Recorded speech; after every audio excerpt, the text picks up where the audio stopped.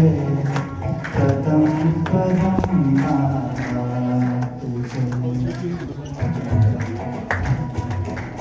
सोहनी धरती अल्लाह रखे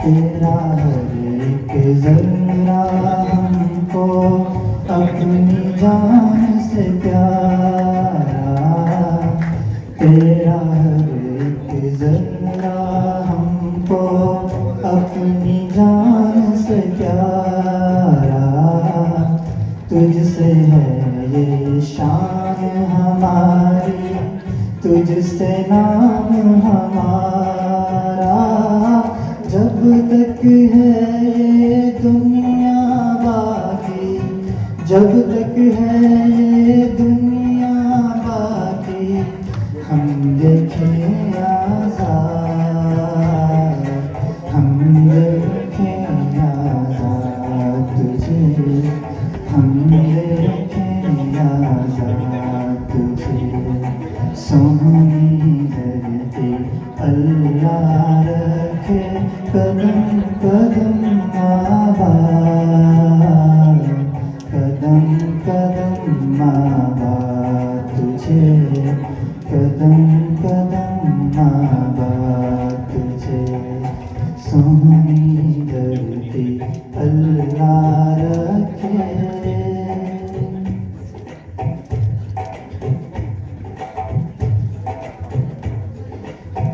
धड़कन धड़कन प्यार है तेरा कदम कदम पर जीत रे धड़कन धड़कन प्यार है तेरा कदम कदम पर जीत रे बसती बसती तेरा लहरा नगर नगर है नीत रे जब तक है ये दुनिया बाकी जब तक है ये दुनिया बाकी हम देखें आज़ाद हम देखें आज़ाद तुझे हम देखें by Mr. Hidayatullah. Now, a little bit about Mr. Hidayatullah is that he received a master's degree from Preston University in Islamabad, and then he completed his PhD with the School of Communication and Information Engineering from Shanghai University. Now he works in EZU as a research assistant, and he's also a member of the Institute of Smart City in Shanghai University. His research interests mainly focus on big data, social media, environmental science, smart city, and urban planning. His speech topic is Yom-e-Pakistan, which translates to Day of Pakistan. Without further ado, I invite Mr. Hidayatullah.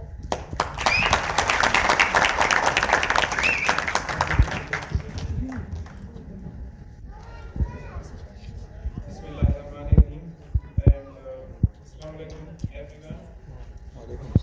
Many of us have listened the name of 23rd March 1940 Resolution Day, but how many of you know the actual meaning and concept behind it? We are sure that many of you would not be well aware of the main idea behind the resolution day and how much of the efforts and struggles have been put together in achieving this day.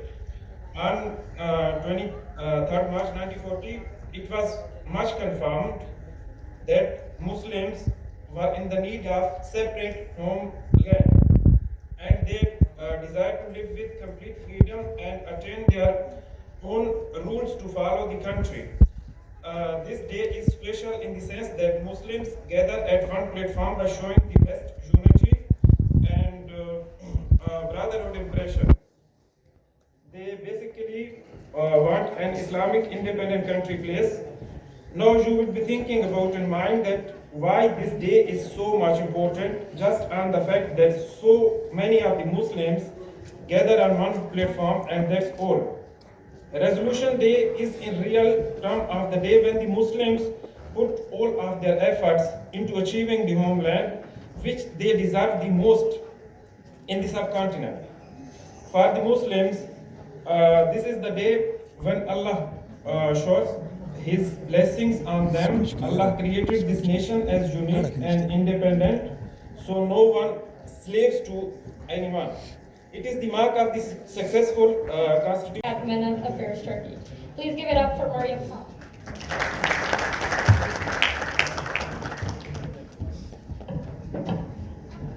Hi, tissues. Thank you so much, ladies and gentlemen, for joining us here today. On this auspicious day, I am taking a privilege to give you a tour to a wonderland. Ladies and gentlemen, let me take you to the land of highest peaks of the world, and let me take you to the land of lowest ports of the world. Let me take you to the land of rivers, let me take you to the land of golden sand, and let me take you to the oldest civilization of the world, Gandhara and Kalasha. Ladies and gentlemen, let me take you to the land of Pure, let me take you to Pakistan. Pakistan is so rich in its culture and heritage. As a young nation, Pakistan is a home to numerous ethnic groups, ranged from Punjabi, Sindhi, Balochi, Pathan, Kashmiri, and Hazaras.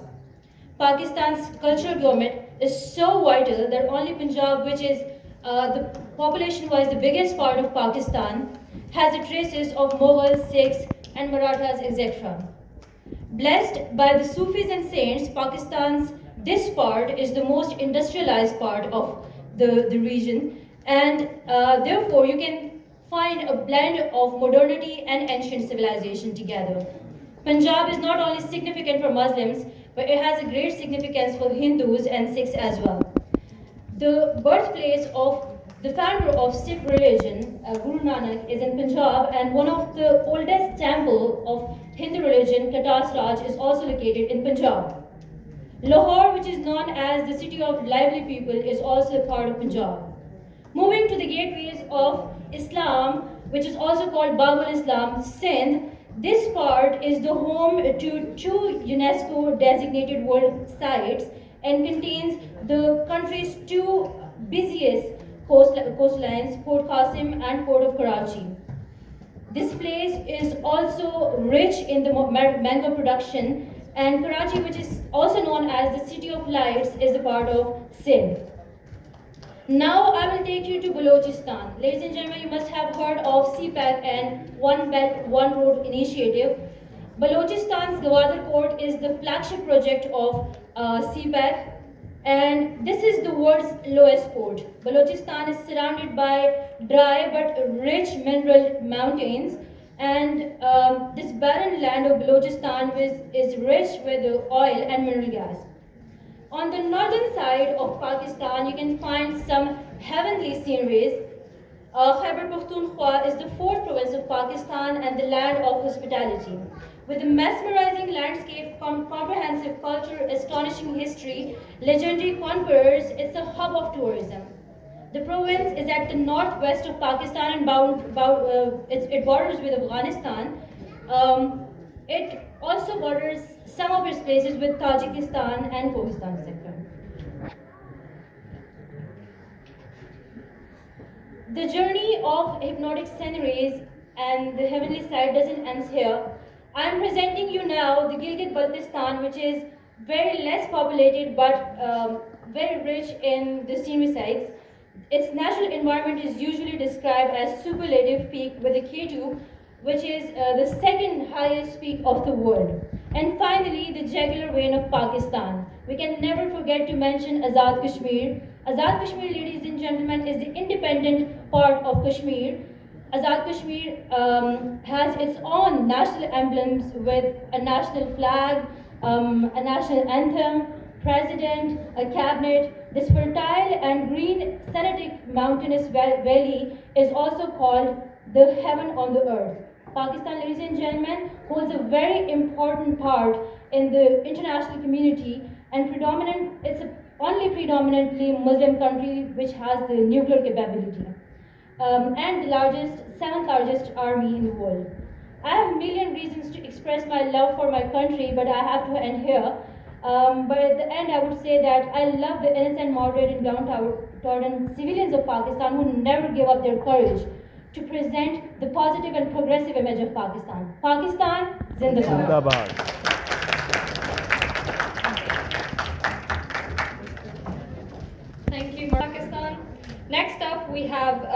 Mr. Aslan Balcı, who is a journalist and an author. He graduated from Zeytinburnu Imam Hatip High School. He completed his undergraduate studies at Pakistan Islamabad International Islamic University and his master's degree in international relations at Punjab University. He has worked for various newspapers and magazines, and he has also made social travel and cultural documentary films. He works with different institutions in the fields of history, politics, economy, and art on South Asian and Balkan countries, especially on Jerusalem and Islamic geography. I would like to welcome Mr. Aslan Balcı on stage now.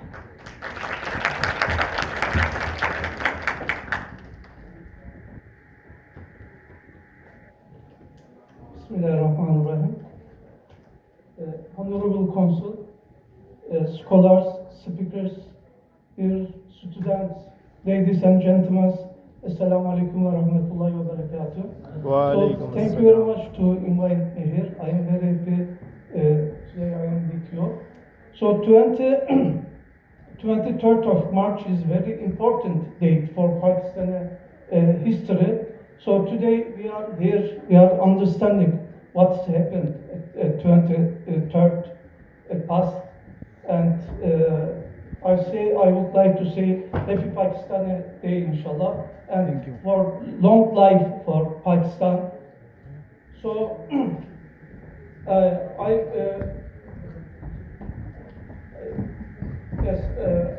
communicate with mercy and grateful with leaders who found Pakistan as well as Pakistani freedom, especially Muhammad Iqbal, who introduced the idea of independent Pakistan. He was 26 years old from Islam, from Peshawar, selling his own clothes to travel to Turkey and help the soldiers who were fighting against the imperialists.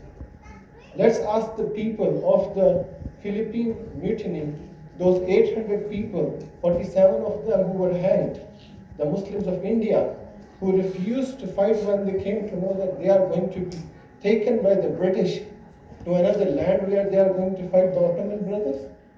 Let's ask those people. Let's ask those sisters and mothers who could not make their own ends meet, but they were giving their ornaments and jewels for the Khilafat movement when it was being abolished over here. Let's ask the Ali brothers, Maulana Muhammad Ali Johar and Maulana Shaukat Ali, that when they were living in a colony called subcontinent, why were they struggling those many thousands of miles apart for a free Ottoman caliphate? What was the idea? And what happened to Iqbal when he was refuting this all and he was proposing the idea of Pakistan? The reason was Pakistan was the idea that was going to become the heart of the Ummah and the Muslim world, whose arteries and veins are going to travel through whole the Ummah, whole the Muslim community. If you could excuse me just one minute, I would take more.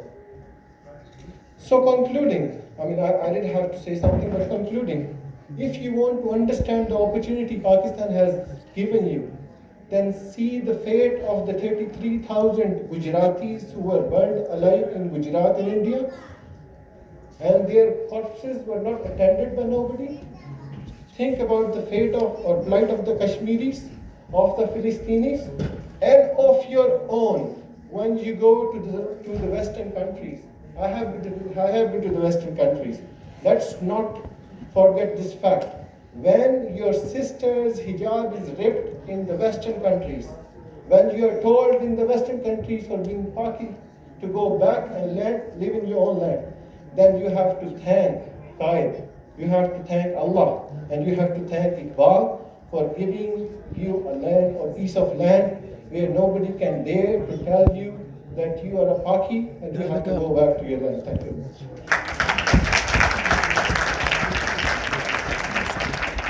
Pakistan and Turkey. Please welcome Mr. Rokan Atik.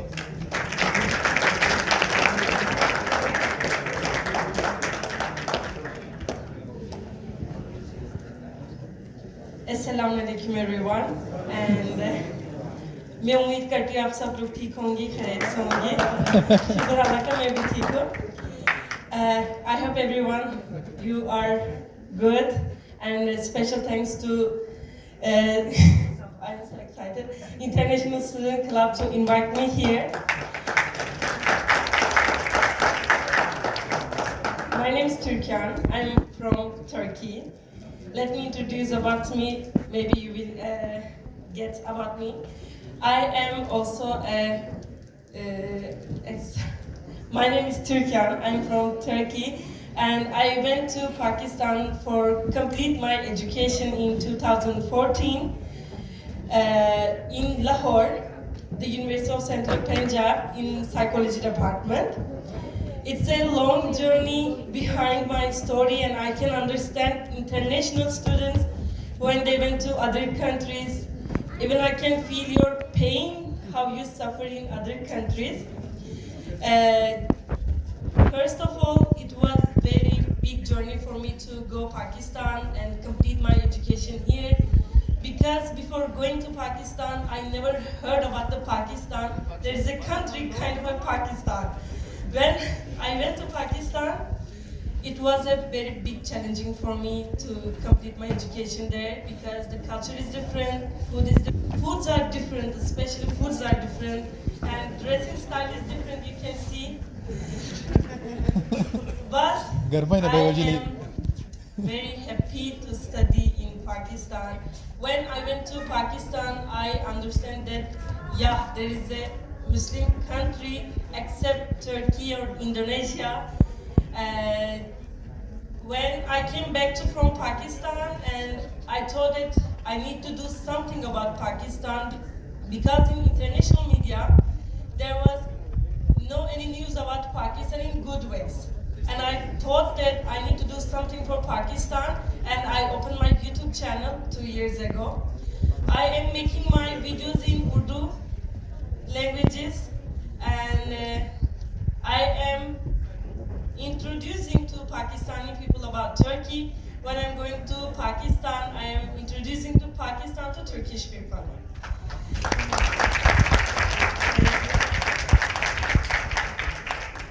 Even I thought that when my education is finished from Pakistan, I thought that I shouldn't be coming alone back, and I married a Pakistani person. My husband is here.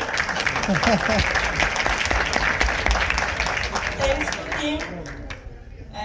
I want to say my thanks to him because he's my strength.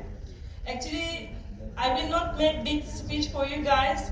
As an international student, if you have any question to me, you can ask me. I can reply your questions. If anyone has any questions for this program, they can ask. हाँ जी शुक्रिया बहुत बहुत शुक्रिया देखिए चाहते हैं मुझसे करो हाँ जी one of the best moments when I complete my education because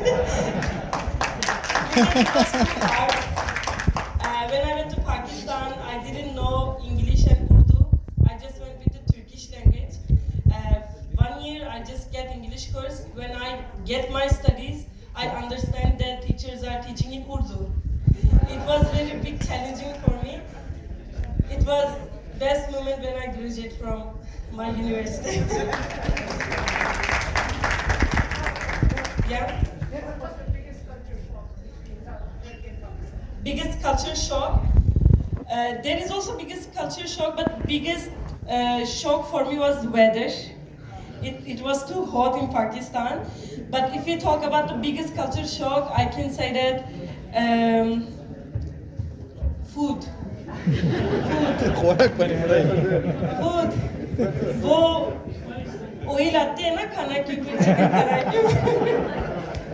Actually, Pakistan foods are so spicy and so oily. We Turkish people are eating too much light. When I went to Pakistan, like 1 year, continuously I went to hospital to be okay after otherwise everything was okay. Yes?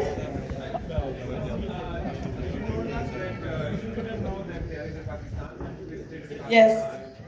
So how much it was surprising for you because I know Pakistani people really love Turkey, Yeah. and when you were here, so you Have you ever traveled to Pakistan?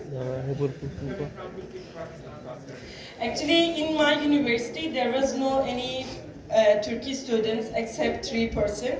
We went 10 Turkish students went to Pakistan, but everyone left Pakistan after 1 year. Actually, my mom told me that if you will come back, I will kill you. Do your study there. I said, okay, I need to finish my study. And my family was thinking that in Pakistan we will stay in tent because there was no net. I didn't do my research, but when I went to Pakistan, I was big surprised to see the homes, villas. You cannot see these things in Turkey, but in Pakistan it was like amazing. I can say my thanks to my teachers and to people. I am very happy to study in Pakistan. Yes. There is one more question. Yeah. Why I choose Pakistan? Can I be honest? Okay, let me be honest. Not too honest. Actually, before going Pakistan, I did my admission to US, America, these kind of European countries. They told me that the expenses were too expensive. And we are 7 sisters. My father didn't afford me to send to European countries. I just told them, is there any cheap and Muslim countries? They told me that Pakistan. I said, let me go Pakistan then.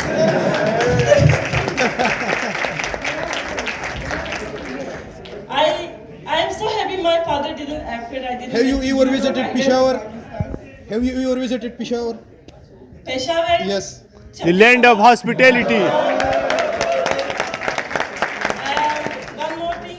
Kabuli pulao. Manji? Kabuli pulao. Kabuli pulao भी खाया. Ghati ruji. चाय भी पिया. Thank you so much. But सबसे मजे का मुझे अच्छा लगा मुल्तानी लोग. उनका खाना, उनका चाय किसकी पता है? सोहन हेलो बहुत मजे के आपने. चाय किसकी पता है? If you have any other questions? Urdu मैंने कैसे सीखी? एक्चुअली मैंने सोचा कि इंग्लिश में गुजारा नहीं होता क्योंकि मेरी डेली रिक्शा वाला अंकल के साथ बहुत लड़ाई हो रही है.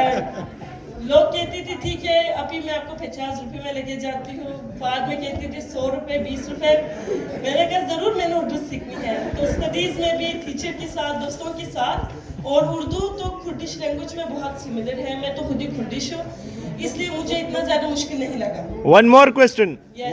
अब हम तुर्की कैसे सीखे? Actually, I want to say one more thing. If you are going to other country to study, just learn their culture, be happy with their culture, food, especially learn their language. Otherwise, you will never survive in that country. This is the thing. Thank you so much. बहुत बहुत शुक्रिया.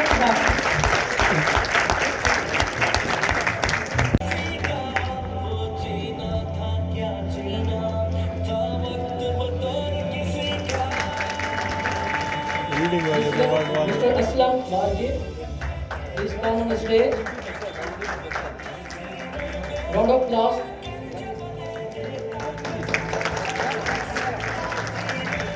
Mr. Yilmaz Baljian, he is our guest. Mr. Yilmaz Baljian is here. Mr. Asam Shafiq, please come on the stage.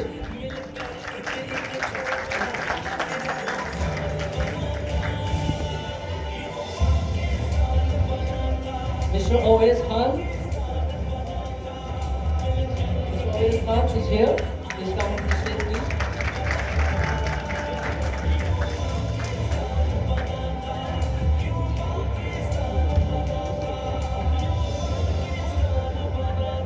Yes, no, we have some. After Mr. Owais Khan, we have Dr. Mubina Ahmad Shah. Please come on the stage.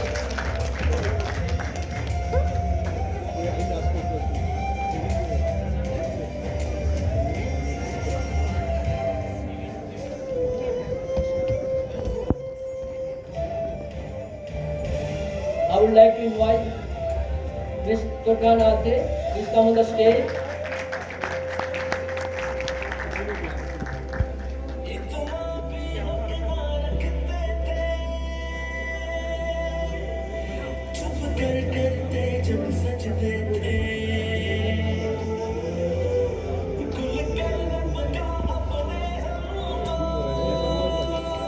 I would like to invite Imam of Grand Mosque, Alten Ozdemir. Please come on the stage. Round of applause, please.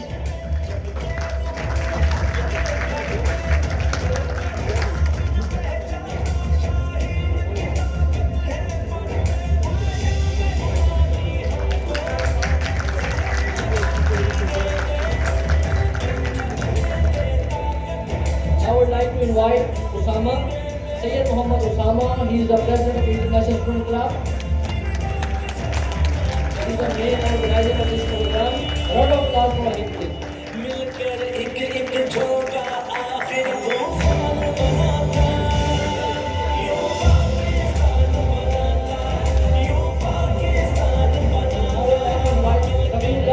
Please receive his sheet from the Deputy Consul General.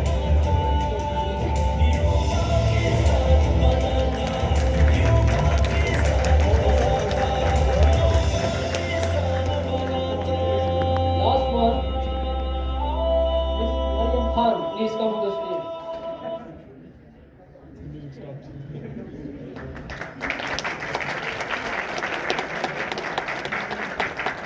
Thank you very much, sir, for your coming. Last one, I think so. Please, Sahab is there.